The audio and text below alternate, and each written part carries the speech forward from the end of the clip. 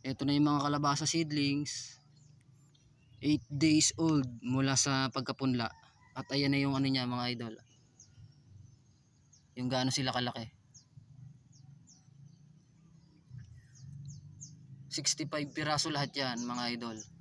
Yung ano, tong kalabasa na to. Kaya nabuhay ko lahat yung buto na pinunla ko. 65 pieces lahat yan, walang namatay. Ayun pa mga idol, lalapitan natin yon.